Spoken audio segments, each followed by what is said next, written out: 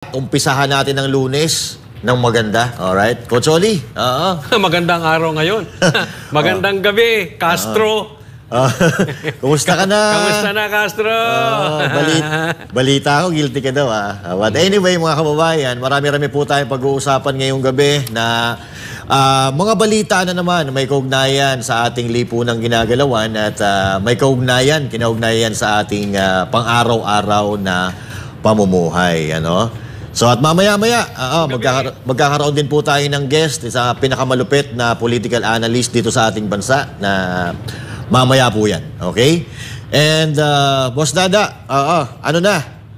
Nasaan ka ba ngayon? At bakit hindi ka nakarating? Yung eroplano mo bang sasakyan, wala traffic ata Oo nga hindi, nandito lang tayo sa gilid-gilid. May inasikaso lang kasi tayo, kaya lang hindi kasi tayo aabot. Kaya pasensya na, di bale. Sa linggo naman nila tayo makakasama. Kaya ngayon, si Master Judea muna ang maghahatid sa inyo ng mga malulupit na mga balita ng SMNI. Ayun nga, anong masasabi ninyo doon sa designated survivor? Na-comment ni Inday Sara at talaga naman nawindang. Hindi lang ang mga mundo ng social media, pero pati yung mga kongresista nawindang dito sa pronouncement na ito. Actually, totoo yan, Boss Dada, no? Coach Oli. Totoo yan dahil ilang araw na mula nang sinabi ni BP Sara yung phrases na yon, yung statement na yon, pero hanggang ngayon mainit pa rin. At ang balita ko daw, kumita daw yung Netflix dito lalo-lalo na dito sa Pilipinas kasi dahil doon sa remarks ni BP Sara Duterte. Ang hindi nga natin maintindihan kung bakit hindi nila makuha-kuha kung ano ibig sabihin ni BP Sara doon na talagang binibigyan nila ng negatibong kahulugan. Diba? Sabi mo, Boss Dada, diba? May nakita ako sa post mo If you did not get the joke, you are a joke. Diba? Yes, you become the joke. You become a joke, di ba? Oo. Kasi nakikita naman natin na ang mga nagre-react lang naman dito talaga, yung mga gigil na gigil sa mga Duterte. Katulad niyan, ni Dong Gonzales na may kaso sa ombudsman. At saka itong si Franz Castro na ngayong araw lang ay napatunayang may sala sa kaso dito sa Davao del Norte. So makikita mo, yung mga self-righteous, itong may mga kaso naman na mga kinakaharap na mga sarili nila. Plano pa nga daw yatang paimbestigahan ni Dong Gonzales ito sa Kongreso. Hindi ko alam kung anong klaseng investigasyon in aid of bawal na mag-joke. So kailangan hearing tayo dyan sa Kongreso in aid of legislation. Tapos anong ile-legislate natin? Bawal na mag-joke yung mga public official natin? Mahilig ata sa K-drama itong mga to. Gusto ata iyakan, ayaw na nagtatawanan tayo no? But anyway, ako, Coach Oli, Boss Dada, ang nakikita ko dyan, kasi sa tuwing may sinasabi o naglalabas ng statement ang mga Dutertes ay talaga namang sinasakyan po nila. So sa tingin ko dito, hindi nila kayang gumawa ng ingay doon sa mga sarili nila, kaya sakay sila ng sakay dito sa mga Duterte.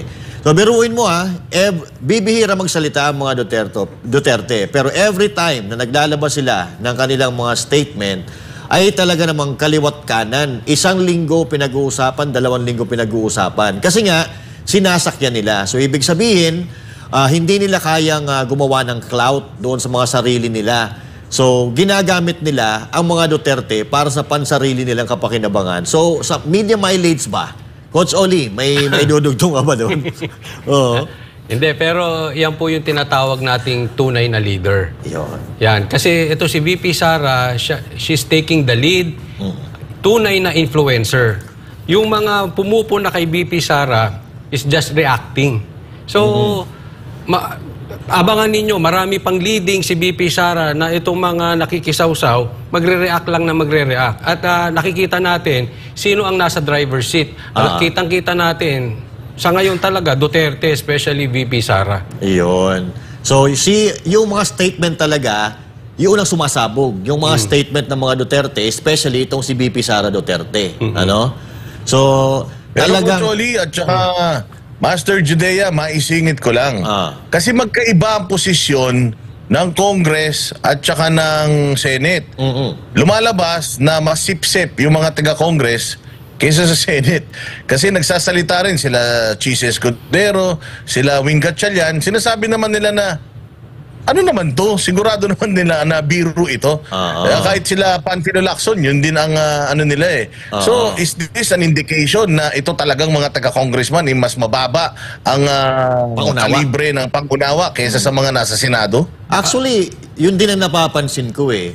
Kasi itong sa Senate, itong mga taga-Senado, katulad na lang ng dating senador na si Senador Ping Lacson, positibo pa rin yung response niya, di ba? Positibo at kasabay sila Senador Chis Escudero, positibo yung response nila. Ito lang talagang hindi ko alam kung mas matatalino ba talaga ang senador kaysa doon sa mga congressman. Hindi ko alam Oo, kasi yun ang nangyayari. Katulad na lang nito si Franz Castro. Isa rin ito sa mga bumatikos doon sa sinabi ni BP Sara na regarding dito sa designated survivor at sinakyan dyan ng mga kasama ng makakaliwang grupo katulad nitong ni Raul Manuel na patawa-tawa pa. Akala mo naman, nakakatawa siya, nakakabwisit naman ang pagmumuka, di ba? So, ngayon nga, ang karma talaga mabilis, Although matagal na po itong kaso nito ni Sator Ocampo, ni dating Congressman Sator Ocampo at ng kasalukuyang ACT Teachers Party List Congressman na si Franz Castro. Ngayon po, sa wakas, mga kababayan, ay nabigyan na po ng katuparan yung mga pinagagawa nito noong 2018 na talaga naman ngayon, pananagutan na po nila ito sa batas. So, anong masasabi mo dito, Coach Oli at Boss Dada, dito sa pangyayaring ito ngayon? Sa akin lang, ang ganda ng picture, habang nagsasalita ako, paki-steady lang yan dyan, ha? Yan. Yan. Hindi, kasi ito, ang lalakas nila dati magsalita ng masasama patungkol sa ng abuso daw sa bata, itong si Pastor Kibuloy. Ayan, di ba? Ang bilis, di ba? Bumirang sa inyo. Bumuelta agad Bumuelta agad. Ito, hindi po ako nagsabi niyan. Hukuman na nagsabi niyan. Meron pong hatol na yan dyan. So, pwede na silang, ako tatanong ko mamaya sa ating i-interviewin. Pwede na ba itong tawaging kriminal? Kasi may hatol na. Convicted na Convicted na, kumbaga guilty. Kung may kaso na talagang napatunayan. Convicted na yan, Coach Oli. Baka pwede nilang pwede nang tawagin. Pwede nila yan na i-appeal. Pero convicted, ibig sabihin na patunayang may kasalanan na itong mga polonggis na ito talagang pahirap sa taong bayan talaga. Yun. Salot ika nga.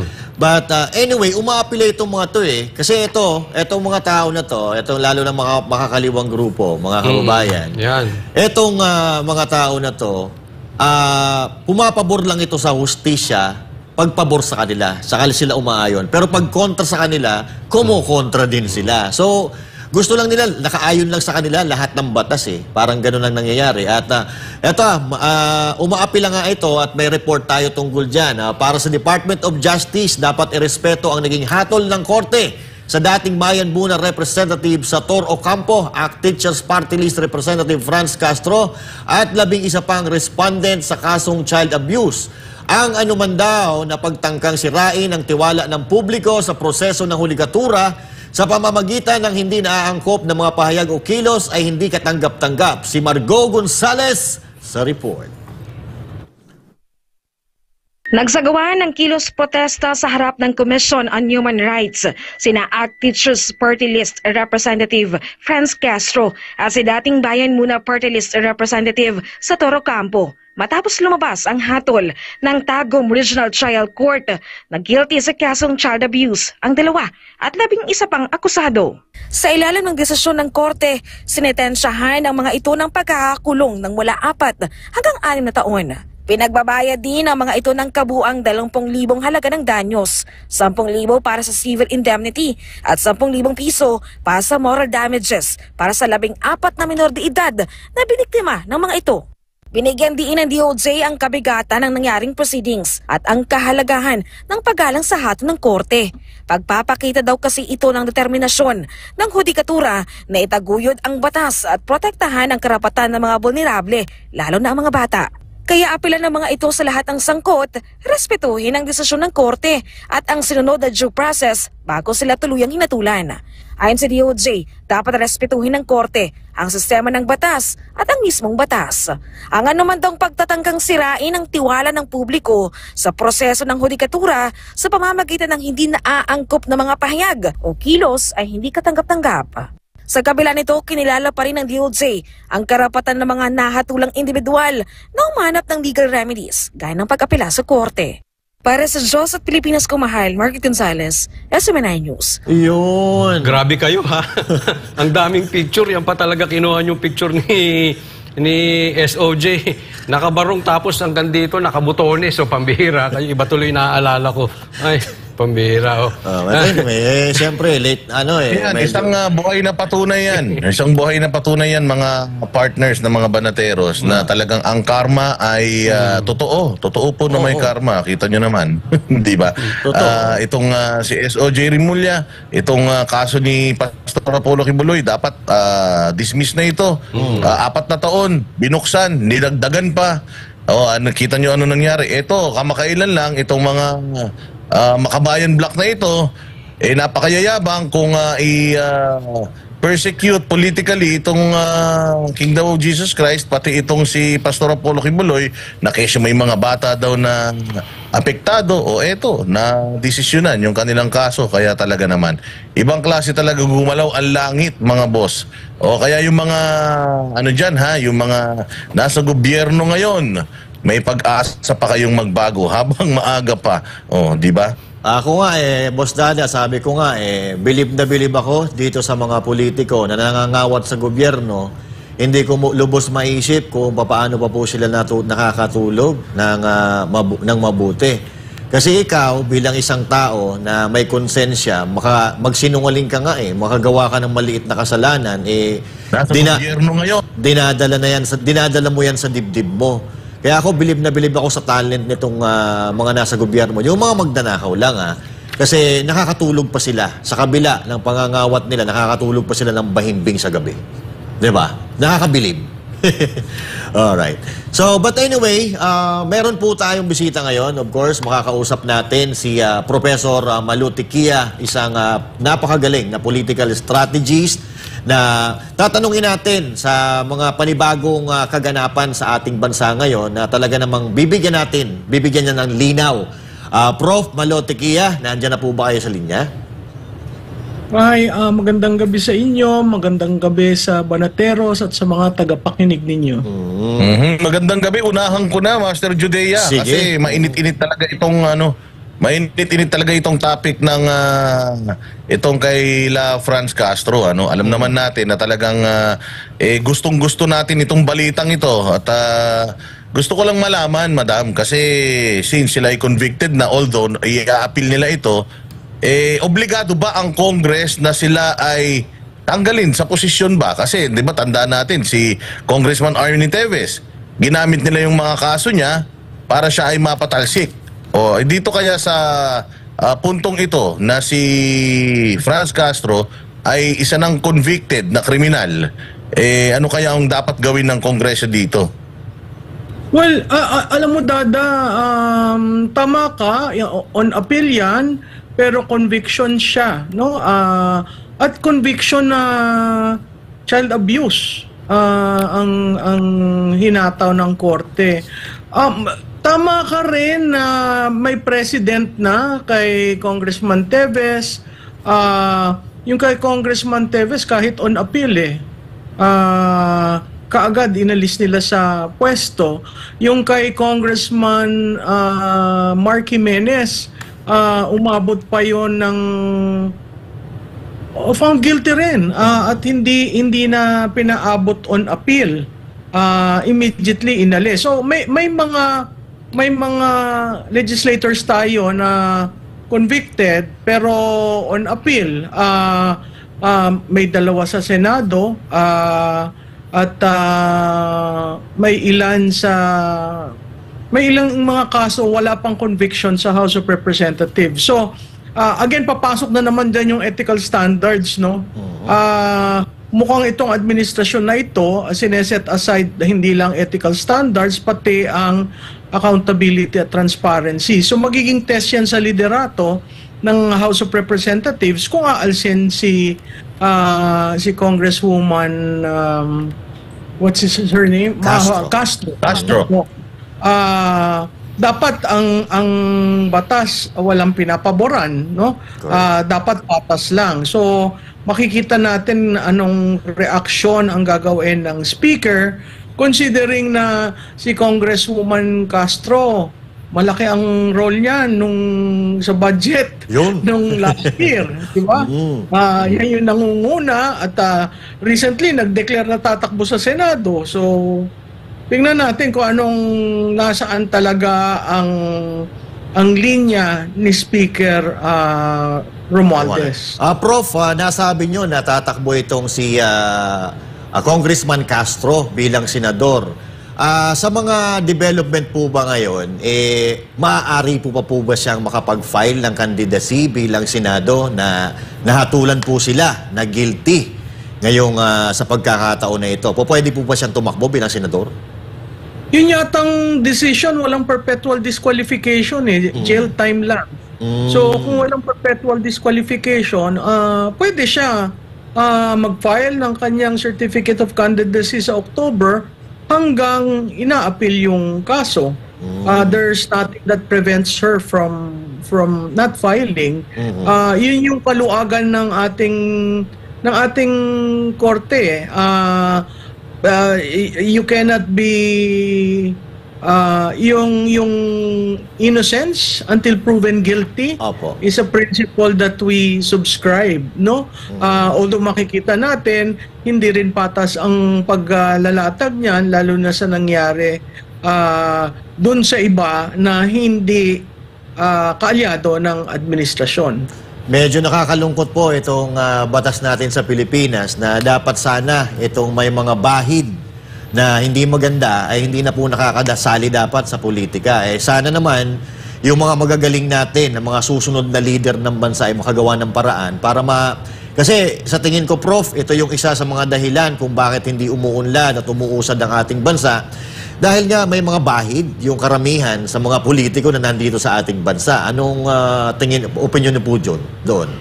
Alam mo, kung titingnan natin ang istorya nila, dati silang lumalaban sa Estado.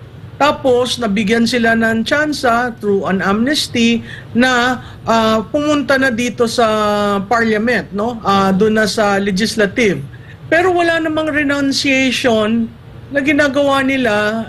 Yung ginagawa nila, walang renunciation, tumakbo sila. So makikita natin,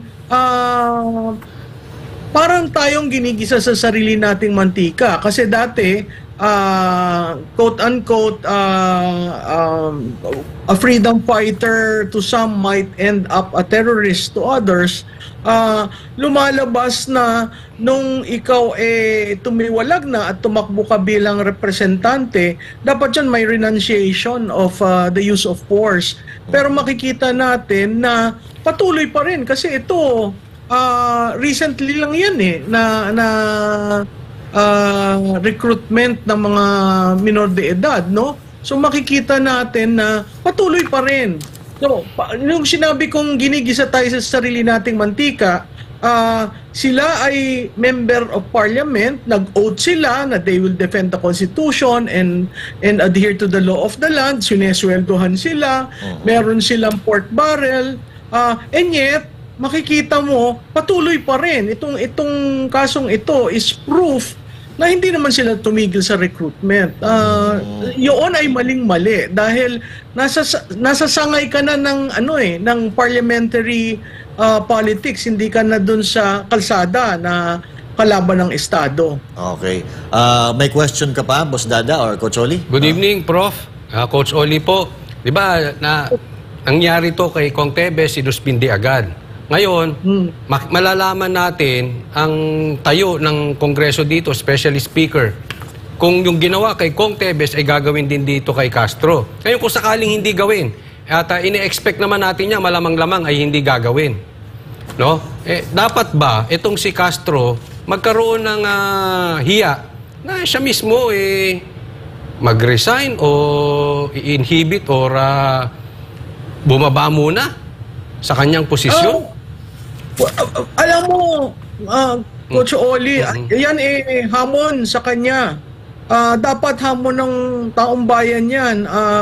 Magkaroon ka ng ethical moorings, no? Yung standard by which you will be judged. Hindi porke hindi ka aalsin ni speaker, okay lang. Pero sumasang-ayon ako. Sa tingin ko, hindi yan aalsin ni speaker. Sa tingin ko rin, parte ng negosasyon na wag siyang alsin. Kung ano man yung magiging role niya kay speaker, makikita naman natin yung makakaliwa talagang sumasang-ayon kay speaker kung saan konti-konti lang ang binabanat, makikita natin na critical, doon husgahan ng bayan. Kung si speaker ba ay patas ang pagtingin sa batas o may pinapaboran.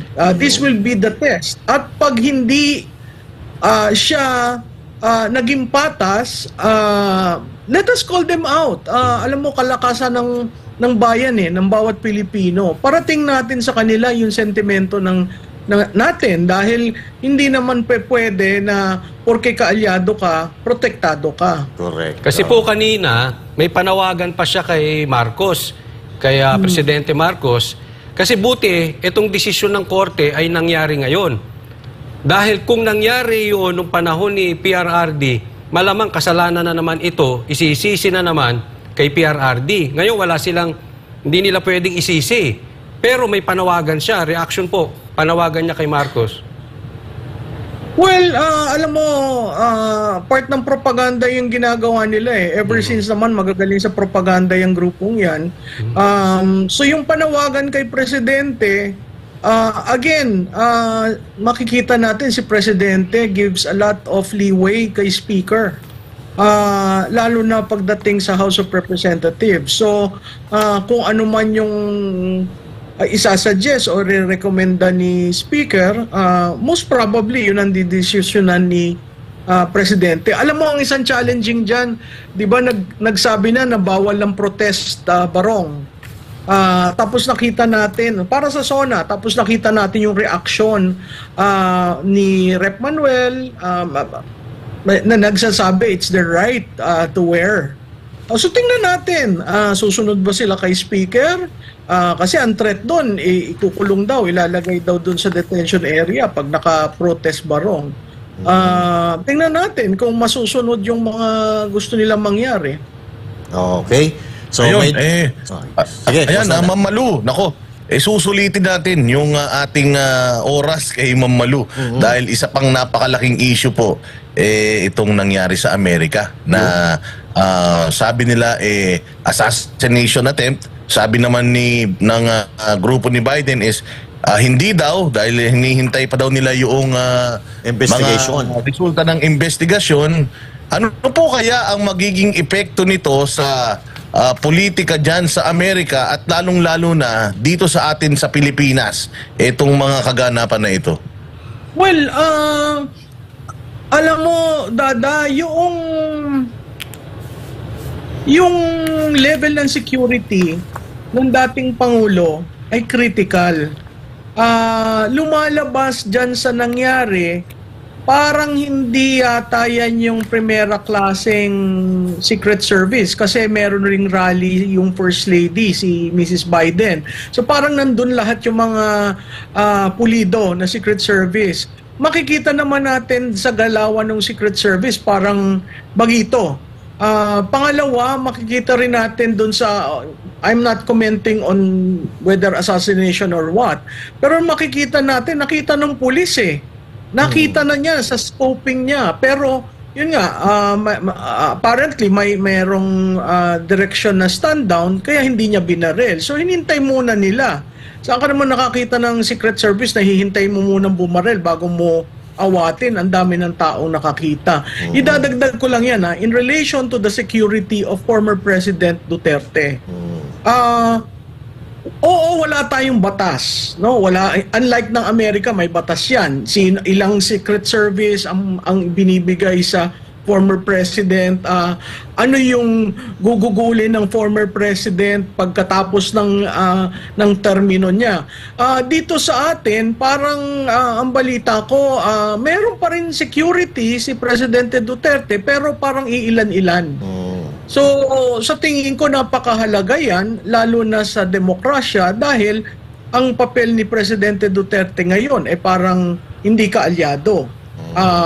Pumupo na siya, kailangan mong protektahan lahat ng ex-president kasi napakaliit lamang na gastusin yan para sa Estado. Ngayon, pagdating dun sa anong epekto, nakita naman natin yung uri ng sagot ng presidente natin tungkol dyan sa assassination, yung wishing him well. Napakahalaga, makikita ninyo yung global reaction. So, ang sense ko globally, lahat nag-agree na mataas ang tsansa ni Trump na manalo. Kaya ang mga reaction ganun nagulat sila, no? At nagpadala ng greetings o ng sulat ang bawat mga leader, no? Makikita natin ang power ng X o ng Twitter. Kasi they went directly there and they sent messages to former President Trump. Malaking bagay 'yon. Kasi nakikita ng karamihang leader sa mundo na ang chances ni Trump na manalo ay napakataas. Anong ibig sabihin nun? Unang-una, tatahimik ang mundo. Hindi siya mahilig maggera. Ang gusto niya ay laksan ang ekonomiya ng Amerika. Mukhang katulad ng ginawa niya dati, inuwi niya ang mga sundalong Amerikano. So makikita mo maraming interes na natatapakan si Trump.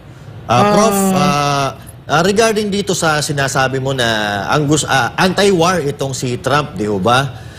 Sa tingin niyo po ba, ano ang magiging epekto nito dito sa West Philippine Sea na tinatawag? Gaguluhan dito sa West Philippine Sea kung sakasakaling manalo si Trump. Sa tingin niyo, may mangyayari mo? May madi-escalate po ba o may mangyari mang pagbabago dito sa away dyan sa West Philippine Sea? Oo. Sa tingin ko yan, magde-de-escalate. Makita mo naman yung sulat ni Presidente Duterte. May patama doon si Presidente Duterte. Correct. When you compare the letter of the current president to the letter of the former president, malalim yung kay Presidente Duterte. At malalim dahil may pinaghuhugutan. Dahil pareho sila ng mold. Na leader. So, ako, ang tingin ko doon, titigil yan, magde-de-escalate, kakausapin ng China, at negosyante si Trump So, trade ang kanyang napakahalaga sa kanya. So, ang China, number one, kasi by the number of population alone, talagang kailangan mo, trading partner yan.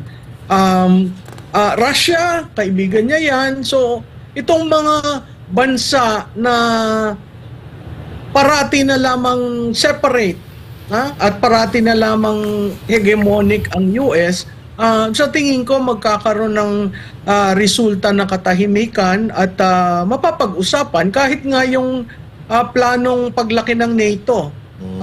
Sa tingin ko yan makokontrol ni Trump at even yung Indochina, no, yung Indochina. Pero yung napakahirap balikan yung ating reciprocal access agreement with Japan na pinirmahan natin. So tingnan natin kung paano, pero clearly si Trump doesn't want to interfere in areas where the US should not be. So ibig sabihin po, Prof, kung sakasakali itong pagkakapanalo o kung sakasakaling mananalo itong si Trump ay makakabuti ito para sa Pilipinas. Parang ganun po ang nakukuha ko po. Tama ka. Yun talaga ang lalabas dahil ibang-iba ang foreign policy ni Trump kisa kay President Biden. Okay. Coach Oli, Prof, ma-follow up ko lang. Kasi may kumakalat po sa social media na pinapatawag daw si VP Sara doon. May katotohanan ba yon o anong komentaryo niyo po doon? Napakaaga. Well, unang-una, hindi naman ganong kalapit ang ating Vice Presidente sa Biden administration. Pangalawa, lahat ng politiko sa ibang bansa, kahit sa atin, hihintayin ng November. Para talagang final yung kausap mo. Unless may alam ang Amerika na hindi natin alam. Opo, correct po doon. Diba? Correct po yun. Boss Dada, baka may follow-up question ka pa kay Prof? Ay, syempre, Mamalu, nako po, malaking issue itong designated survivor statement ni Madam Inday Sara. Hindi siya attend.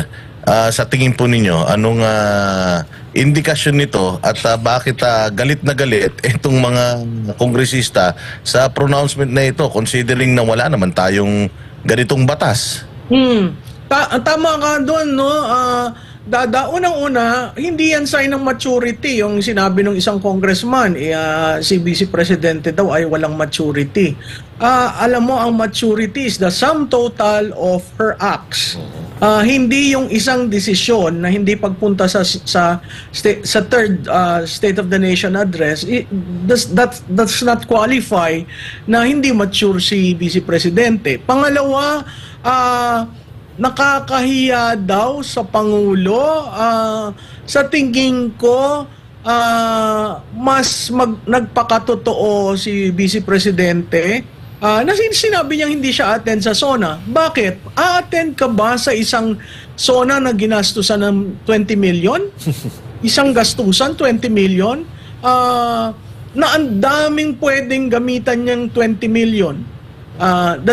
Yan yung una. Pangalawa, attend ka ba sa SONA na hindi ka naman trinato ng maayos nitong administrasyon na ito? Correct. Pangatlo, haharap ka ba sa SONA na ikaw nag-resign na at sinabi mo ng June 12 na ang unit team ay pang-eleksyon lamang at ng June 19 ikaw ay nagsabi na ako'y nagre-resign sa DepEd. Bakit kasi siksik sa isang administrasyon na binabastos ka? Correct. So, sa akin, tamang-tama yung ginawa niya. Ngayon, yung designated survivor, sa akin wala tayong batas na katulad ng Amerika, pero certainly meron tayong succession. Sa US, ang designated survivor, batas yan, 1949 pa dahil noong 1950 nagkakagirian ang USSR at ang US. Iba ang succession sa designated survivor. Pag tiningnan mo yung batas ng Amerika, yung succession hindi yun nasasama sa designated survivor. In fact, yung mga nakukuha mga designated survivor na ina-appoint during the time na nag-State of the Union ang presidente ay of the lower rank na cabinet secretaries. Ngayon, itong sinabi, nag-isip ako magmula nung binabati ko siya, hindi ba talaga naman siya designated survivor? Nag-survive siya ng 2 years. Correct. Hindi siya pumukol. Wala siyang sinabing negative sa administrasyon na ito except yung kinokorek, siguro nagsalita lang siya tungkol sa peace and order tsaka sa terrorism. Okay? Tapos nagsalita siya nung bad shot siya. Okay? At tama lang na dapat salitain niya yun. Kasi sandali lang, yung First Lady hindi naman yan elected. Mandato. Okay? Kung titingnan nyo, tahimik siya for 2 years. Ano pa ba naman ang gusto nyong reaksyon na gagawin niya? Haharap siya doon, papalakpak siya, ngingiti siya. Ito nagpapatunay sa atin na meron tayong politiko na kayang gumawa ng ganyan. Hindi yung hagod-hagod, okay na tayo, wala tayong kwan. Kasi makikita mo talaga sa gawa. It's not really the words. Meron tayong Pangulo na napakagaling sa rhetoric. Tingnan nyo kung ano yung inaugural niya, i-compare mo sa first SONA, sa second SONA. Ano ba doon ang nagawa? Samantalang si Vice President, tumahimik siya, nagtrabaho siya sa DepEd, mahirap ang DepEd, pero may nagawa siya. So, Sa akin, designated siya, kasi siya naman ang designated ng 32 million. Oh, correct Survivor po yan. siya dahil 2 taon siya na nag-survive Correct po. dito Pero sa administration ito. eto po ang tanong, Prof, kasi inuobliga po o may mga kongresista na nanghihingi ng diretsong kasagutan galing kay BP Sara kung bakit daw siya hindi a-attend sa SONAR. Kailangan pa po ba? Require pa siya na magpaliwanag kung bakit hindi siya attend? Alam mo, natatawa nga ako dyan sa mga yan eh. May isa akong interview, congressman yung nagtanong. Sabi ko, ba't ho hinihingan nyo ng paliwanag ang vice presidente? Aba, ang vice presidente ho ba'y under ninyo? Hindi ba ang vice presidente ay pangalawa sa presidente? Correct po. Pag may nangyari sa presidente, siya magte-take over. Ba't nyo binabastos? Di ba? Kasi daw, baka joke lang naman yun. May kanya-kanya ho tayong interpretasyon. Correct. At clearly, nung sinabi niya yan, hindi naman nakangiting-ngiting-ngiti. Di ba? Sinabi niya, no, I'm not attending the SONA. I am when you say I'm designating myself, of course she has all the right to designate herself. Is it written in black and white? No. So, is it a joke or sarcasm or whatever? Pero, it is not a measurement of maturity.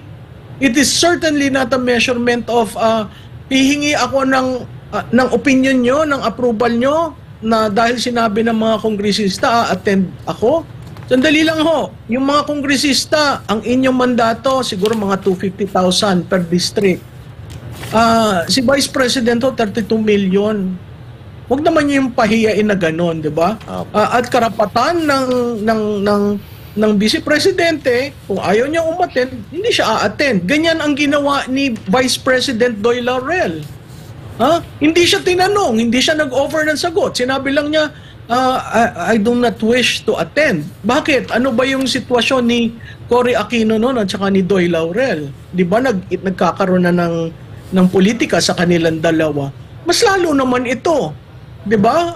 Yung ginawa ni Speaker na pagdurog sa kanya sa lahat ng aspeto na wala kang narinig sa presidente.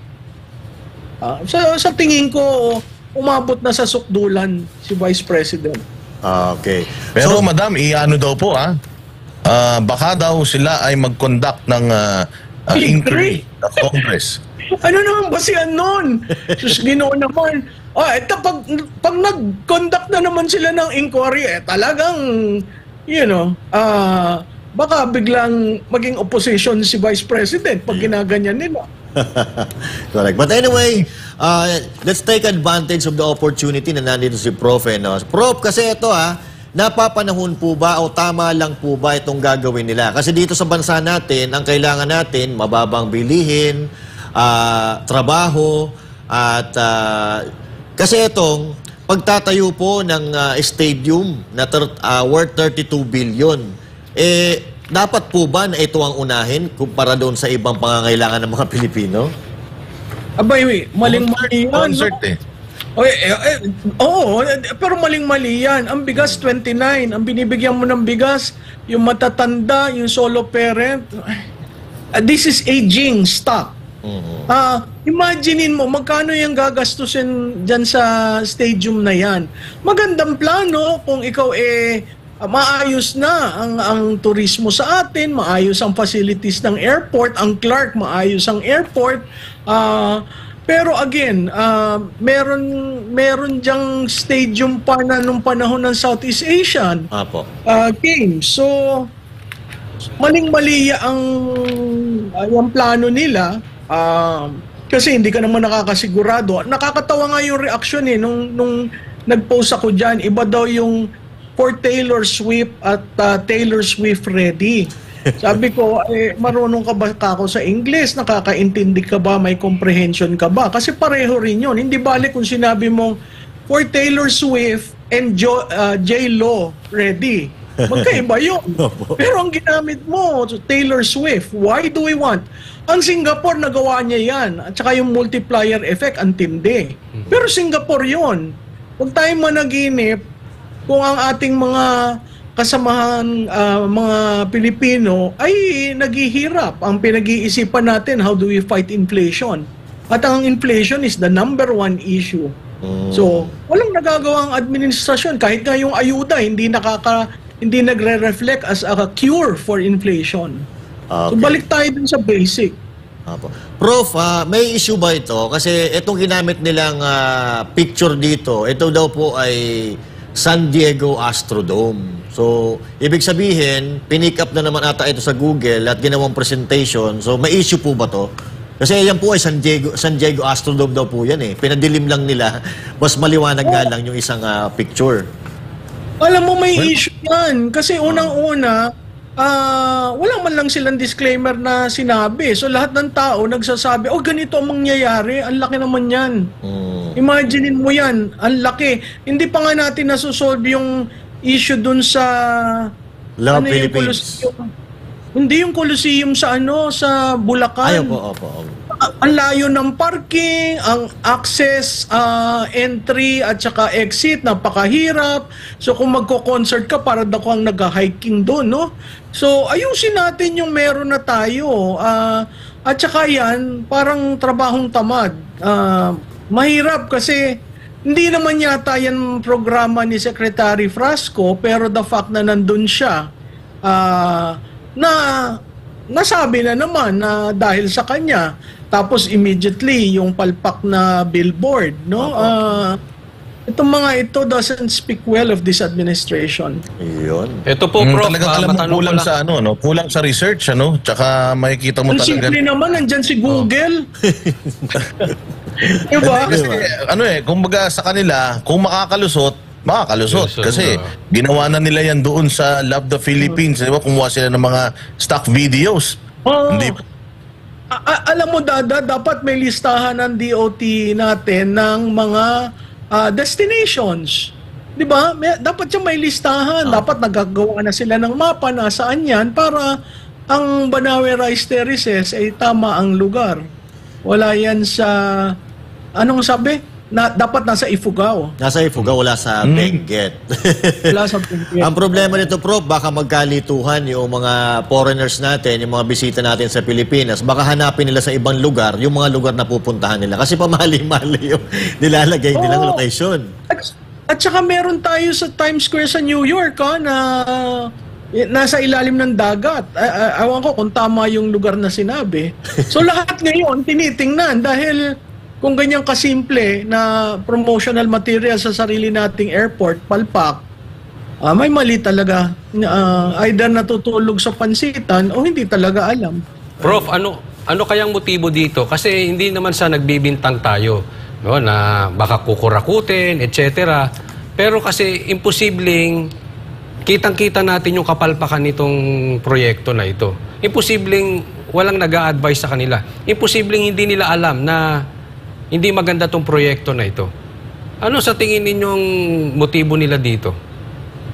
Ang balita ko, medyo nagkakagulo sa loob. Nako. So, whether dahil sa palitan ng tao, sa responsibilidad, so, the buck stops with the secretary. And, immediately, you should come up with a solution on this. Akala ko honest mistake, Prof. Hindi, honest mistake mo naman yan. Di ba chinecheck mo yan bago mo gawing tarpaulin? Sa Correct, kampanya nga, bago mo ilagay yung kwan, tinitingnan mo yung kulay kung tama, yung kung saan. Ako, Prof, kaya nga, Mistake. Prof, napapaisip ako kung nakafocus ba talaga sila sa proyekto or doon sa pondo. Ewan ko, Balita ko rin, maraming kaguluhan sa ganon. Kasi posibleng maraming butas yan eh. Maiipit ang pera ng bansang Pilipinas dyan dahil sa ganyang kalaking proyekto na hindi naman papakinabangan. Yan na nga. Tingnan mo ang tourism ng Thailand, bigla nagbigay ng visa-free for 60 days, extended for 30 days. Yun, ganun ang mga hinahanap nating game changer. Jesus Gino, kung poster lang ang palpak, makakapag-isip ka ba naman ng outside the box? Tsaka matindi talaga ang ano, no, matindi ang kanilang control sa media kasi kung hindi ko makakalimutan yung mga panahon na si Madam Moca ay nagkamali kung nasaan yung Mayon Volcano. Pero ito, gobyerno nagkamali kung nasaan ang Banawi Rice Terraces, pero parang walang ano sa kanila, walang issue sa kanila, no? Oo, kasi tahimik ang media, hindi natin maintindihan ngayon eh. Okay, sorry. Ito Prof, medyo hindi ko pa to napapanood, no? Pero meron akong nadadaanan muli sa social media na medyo binabanatan kayo tungkol dito sa komentaryo nyo kay Baste. Ito ba may Agila, may Phoenix? Diba? Ipaliwanag nyo po kasi Hindi yata nila naintindihan. hindi nila naiintindihan. Kasi kung hindi mo alam ang Phoenix, hindi mo talaga maiintindihan. Ang sinabi ko lamang dyan, sige, banatan nyo ng banatan si Baste, and one day he will rise like a phoenix. Anong ibig sabihin nun? Kababanat nyo. I mean, alam mo, hindi ko maintindihan dito sa administration na ito, banat kayo ng banat sa Duterte. Ang Duterte, lalo na yung tatay, Teflon. Pangalawa, hindi gumagastos ng PR. So, Correct. free ride lahat ito. Paulit-ulit kayo ng paulit-ulit. Nagigising ang base niya. Ang iba nagsasabi, oo nga. Tingnan natin si Baste. Tahimik naman yan. Di ba, mayor yan. Maraming kinikilig dahil gwapo. Pero yung marinig mo siya magsalita at marinig mo yung pananalita niya, ibang-iba. Makikita mo yung tapang. So, if he rise like a phoenix, mag-ingat kayo kasi kung titingnan nyo, di ba, ang sabi nga, 3 senador na Duterte. Pag ito sinama, nandun si Tatay Digong, nandun si Congressman Pulong, tapos si Mayor Baste, sa tingin nyo, hindi uubra yan? So, yung aking sinabi, totoo ko namang sinabi yon, at pinaninindigan ko yon. Kasi bihira ang isang bata, bago, ang pumukaw ng national sentiment ng taong bayan. At yan si Baste. Yun. Oo. Boss Dada, may dudugtong ka po ba doon? Okay na, okay. Nako, nakakaya na kay Ma'am Malu. Talaga naman, maraming salamat. Nako, isang malaking karangalan talaga. Mabuti na lang talaga mayroong Esiminay. Kasi kung walang Esiminay, nako po, wala na tayong maririnig tungkol dito sa mga magagaling na mga personalities na ito. Yan. Wala nang magbabalanse sa mga balita. So, kinulang na po tayo sa oras at gustuin man natin na magtanong pa na magtanong, kinukulang na po tayo. Baka may last message po kayo, Prof, sa mga kababayan natin. Well, maraming salamat sa inyong paanyaya.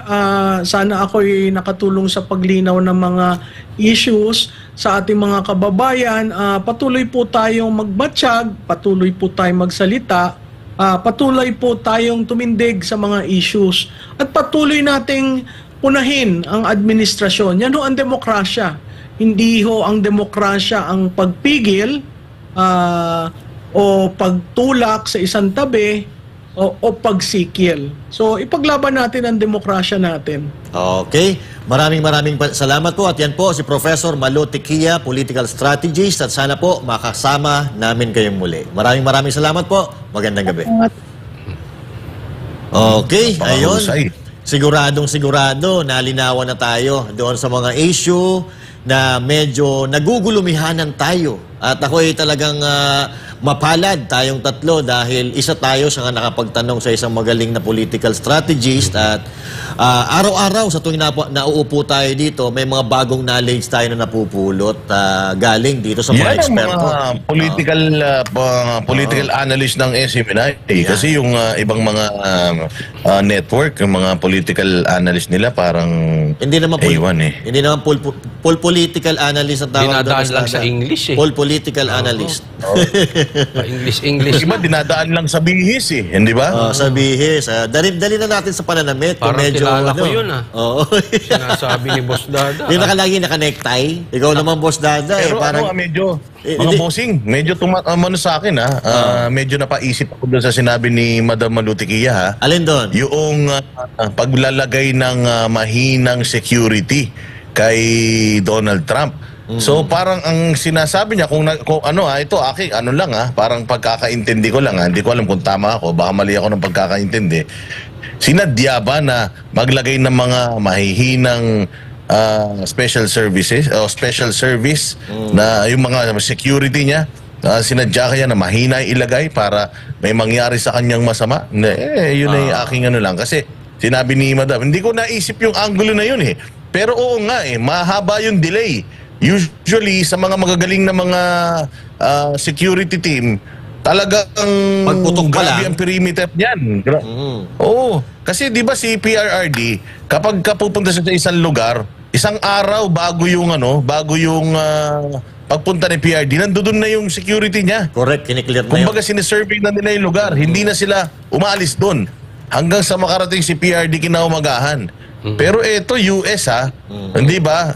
Kita naman natin kapag nag-drone ka, kitang-kita mo na kung may mga tao, hindi. Tsaka isa pa, tinuturo na yung tao, hindi pa nila hindi pa nila hinuli.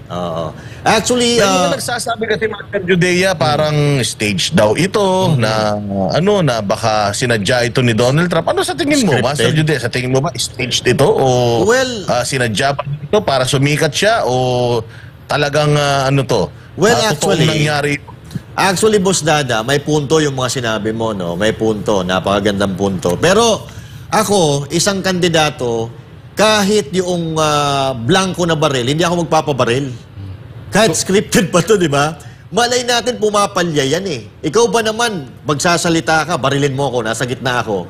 Walang scripted yan sa tingin ko. Pero naguguluhan lang sila kasi may in-interview na isang lalaki na itinuturo na daw nila na may gumagapang na may dalang baril doon sa bubong, hindi daw pinapansin o mga Secret Service. Ito naman sa akin, yung mga Secret Service, alam siguro nila na meron din silang perimeter, meron din silang mga snipers na nakapalibot, so baka ang iniisip nila, yung nakita ng mga tao o yung sarili nila, kasama nilang mga sniper. Pero dapat, pag ikaw ay Secret Service, chinecheck mo o sinisigurado mo na yung nakita ba ng mga tao ay kasama natin o hindi, 'di ba? Para dapat ganoon kabilis tumatakbo ang utak ng mga Secret Service kasi pinag-aaralan nila 'yan May konting delay doon sa video na nakikita natin kasi ang dami ng putok na narinig bago nagsitakbuhan itong mga Secret Service doon kay Donald Trump. Pero para sa akin, walang gagawa ng walang mamamatay kung ito ay script lang, 'di ba? Hindi papayag kahit na sinong tao na gagawa-gawa tayo ng script tapos may mamamatay at ang mamamatay 20 anyos na isang bata na malaki pa sana ang posibilidad na gumanda ang buhay. Pwede pang maging presidente ng Amerika 'yan, hindi ho ba? So sa tingin nyo, papayag ba si Donald Trump na gagawa ng script, papatayin niya ang 20 anyos na tao? Diba? Kung Malabo yun. yan ay scripted, loko-loko yan si Trump. Sino ba naman loko-loko magpapabaril sa tenga? Napakahirap naman ata nun. Diba? At saka madugtungan ko lang yung sige. sinasabing ang nilalagay na security ay mahina. Yan mas maganda pa yan kung ang nangyayari, kung sakali man tayo nagtatanong lang medyo mahirap kasi magtanong ngayon no? Pero nagtatanong lang, baka kasi sa Pilipinas ang nangyayari, pag kontra ka sa administrasyon, hindi lang mahina, inaalisan ka pa ng security. Tanong lang kasi meron tayong mga nababalitaan na ganyan. Yun ang problema dyan Tama yung sinabi mo, Coach Oli. Kahit pilit dyan, hindi ako magpapabaril sa tenga No? At maganda rin, Boss Dada, Coach Oli, na pag-uusapan ito ngayon dahil we are playing the same game in politics together with US, di ba? With America. Halos parehas lang yung pamumulitika natin. Doon nga lang sa kanila, dalawa lang pagpipilian. Democrat, tsaka yung isa? Republicans, di ba? At magandang na pag-uusapan natin ito para maging basihan or maging call ito sa mga politiko natin dito sa Pilipinas para nang sa ganon, pag may ginagawa ng mga ganitong pagpupulong, pagtitipon-tipon, mga rally-rally, ay mapaigting ang seguridad para sa kaligtasan, hindi lang ng nagsasalitang politiko, pati na rin ng mga mamamayan natin na nanonood o dumalo sa rally na yon. Kasi dito sa atin, mahilig tayo mag-rally-rally. So, mas dapat natin pagtuunan ng pansin ang seguridad ng bawat isa, hindi lang ng mga politiko. Di ba? Okay, Boss Dada, pasensya na. Medyo maputol kita dahil tayo kapos na sa oras. Yun. Boss Dada, last message. Ito isang napakagandang araw, napakagandang simula ng linggo dahil somewhat nakikita natin na yung batas sa Pilipinas may pag-asa pa, gumagana pa. Hindi ba? Nakita natin na itong kaso na 8 taon na yata itong kaso ng nila Franz Castro at Satoru Campo, pero kahit papano at least nakita natin na may liwanag at sana ay talagang tuluyan ng mawala sa sirkulasyon ng mga ito dahil alam naman natin walang naidudulot ng mga mabuti ito sa lipunan itong mga ito. Yung mga anak natin na inalagaan natin basta-basta nilang nila kung maltratuhin ng ganito. Kaya ayan, magandang simula ito at sana magtuloy-tuloy ang mga magagandang balita ngayong linggo to. Mga kababayan, maging mapagmatsyag tayo katulad ng sinabi ni Madam Malutikia. Tingnan natin kung ano yung mga mangyayari pa sa susunod. Malaking epekto itong nangyayari sa Amerika dito sa atin sa Pilipinas. Mabuti o masama, talagang kailangan buksan natin ang mga mata. Gamitin natin ang ating mga social media kung meron tayong napapansin na mga kakaiba. Okay, maraming salamat. Okay. So sa akin naman, marami pa tayong pag-uusapan sa mga susunod na linggo. Sa akin, para sa ating mga kababayan, katulad ng sinasabi ni Boss Dada, makialam tayo, okay? Maging bahagi tayo ng solusyon sa bansang ito. Dahil damay po tayo dito bilang mamamayang Pilipino, tayo po ay inaatasan. Ay may responsibilidad din po tayo bilang mga Pilipino sa mga nangyayari sa ating bansa. At katulad ng sinabi ni Boss Dada, mayroon naman tayong mga social media. I-share natin yung mga nakikita nating impormasyon para kumalat at para naman kahit papaano ay mabigyan ng solusyon at mabigyan ng kalinawan yung mga bagay-bagay na hindi natin nauunawaan. Yan. Ang sa akin po, ito, malalaman natin, abangan po natin, obserbahan natin ang karakter ng kamera. Tandaan po natin, sinuspindi si Kong Tevez. Tingnan natin kung anong gagawin nila dito kay Castro. Kasi hindi po pwede na meron silang gagawing batas para sa iilang tao. Pero pagka kaalyado o kumakampi sa kanila, hindi na nila gagalawin. Abangan po natin yan. Panuurin natin kung anong gagawin nitong mga sila speaker at ang kanyang mga kasamahan dyan. Sana maging patas. Sana maging pare-pareho ang pagtingin nila kahit na sino mang politiko, politika. Sabi nga, ang batas ay batas. Yun. Lupit mo talaga, Coach Oli. Kita-kita po tayo uli, mga banateros. Dito lang sa SMNI. Pag tama, palakpakan. Pag mali, banatan. Ako po si Coach Oli. Ako naman si Master Judea. Ako naman si Boss Dada para sa Diyos At Pilipinas nating mahal.